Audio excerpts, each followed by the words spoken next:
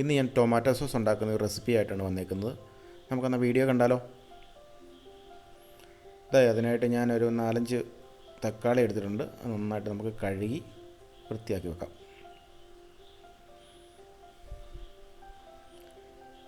എന്നിട്ട് നമുക്കൊന്ന് ചെറുതായിട്ട് അരിഞ്ഞു വെക്കാം.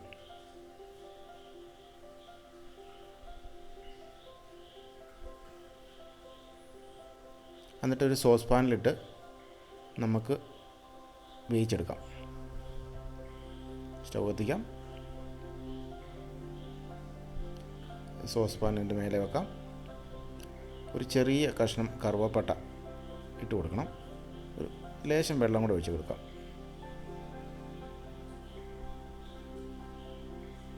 ഒരു 4-5 കഷ്ണം വെളുത്തുള്ളി, ഒരു സവോള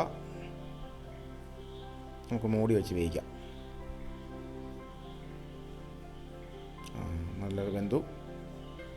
നമുക്ക് കറുവപ്പട്ടയുടെ എല്ലാം സത്തെല്ലാം ഇറങ്ങിയിട്ടുണ്ട്. നമുക്ക് എടുത്ത് കളയാം.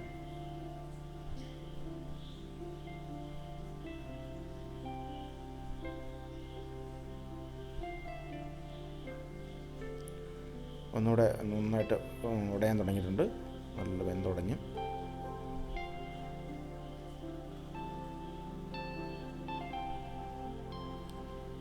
നമുക്കൊന്ന് സ്റ്റൗ ഓഫ് ചെയ്ത് നമുക്ക് വാങ്ങി വെക്കാം.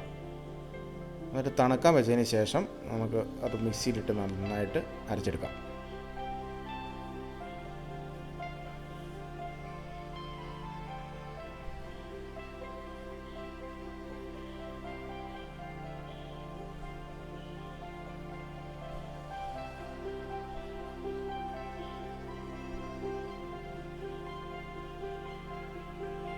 അരച്ചെടുത്ത തക്കാളി നമുക്ക് ഒരു അരിപ്പ കൊണ്ട് നന്നായിട്ട് അരിച്ചെടുക്കാം. അതിൻ്റെ കുരുവൊക്കെ ചിലപ്പം അരയാതെ കിടക്കും. അത് നമുക്ക് അരിപ്പ കൊണ്ട് അരിച്ചെടുത്ത് അതിൻ്റെ വേസ്റ്റ് എല്ലാം കൂടെ എടുത്ത് കളഞ്ഞേക്കാം. കുറച്ച് വേസ്റ്റ് കിട്ടി കേട്ടോ. ഉണ്ട്.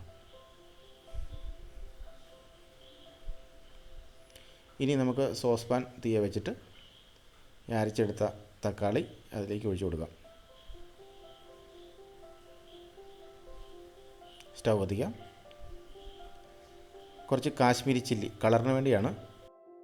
പിന്നെ കുറച്ച് കുരുമുളക് പൊടി,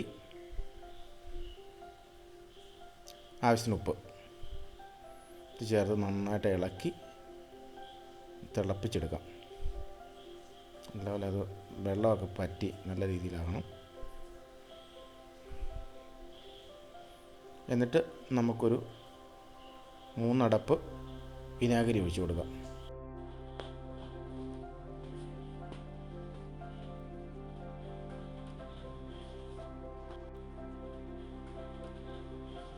നന്നായിട്ട് ഇളക്കി യോജിപ്പിക്കാം.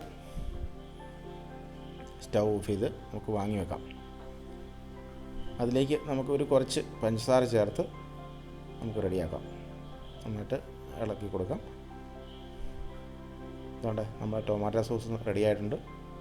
ഇത്രയും പരിപാടിയേ ഉള്ളൂ ടൊമാറ്റോ സോസ് ഉണ്ടാക്കാൻ.